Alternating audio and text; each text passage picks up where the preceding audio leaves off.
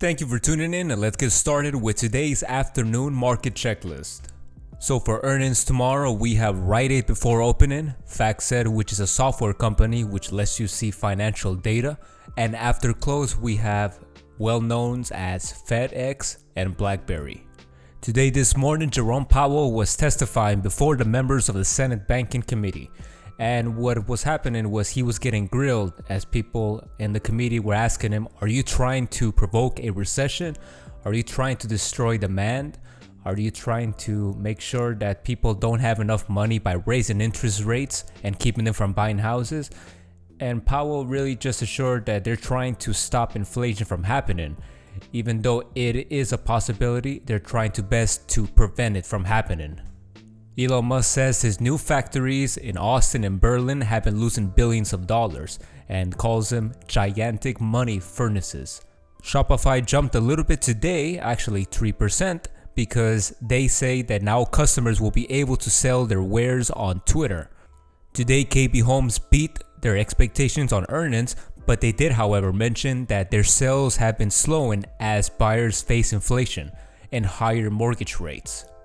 Mark Zuckerberg today told Jim Cramer that Meta is in position to spend more money on the metaverse.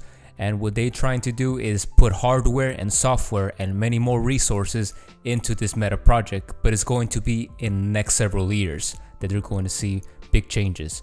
Eventually, they want more customers and millions of people to do transactions and a lot of stuff that they would do right now on Facebook on the metaverse. Founder of Nikola, Trevor Milton, faces federal charges because he has bought a ranch in Utah. Also, Coinbase Pro will be phasing out.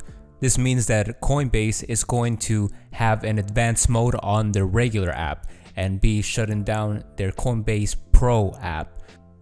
Sam Bankman-Fried has bailed out and battled crypto firms BlockFi and Voyager.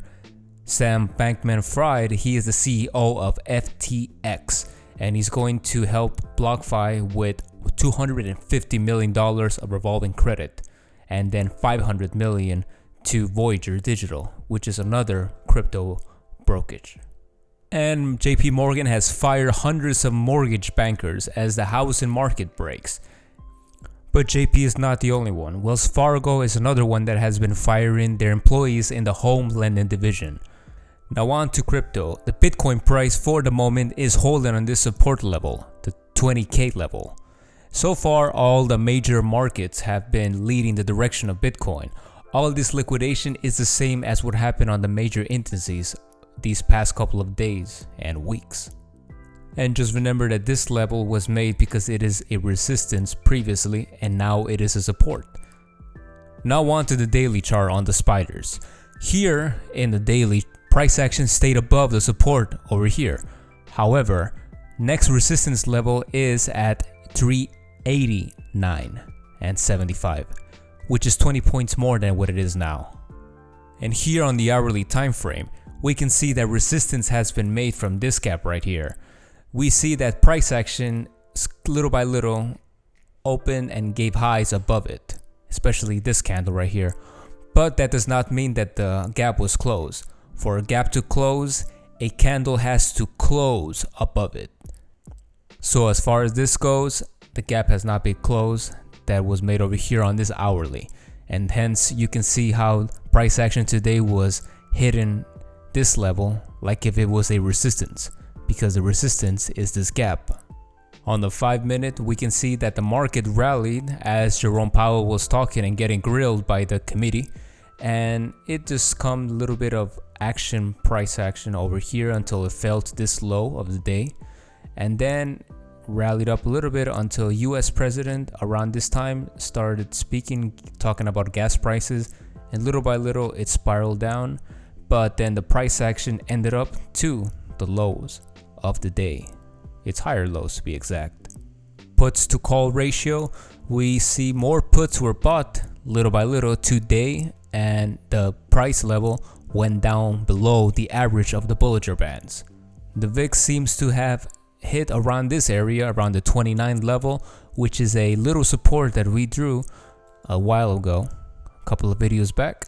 and you see how it's been bouncing off little by little around this area right here. And for the most part, sectors seem to curl up, hit a resistance, or hit their EMA levels. The weakest sector today was energy, while one of the strongest ones were healthcare and utilities. And for tomorrow's economic calendar, we have jobless claims, and this means the unemployment level of the United States, and people will see how many people are on unemployment or continuing unemployment. Also, PMI for services and manufacturing.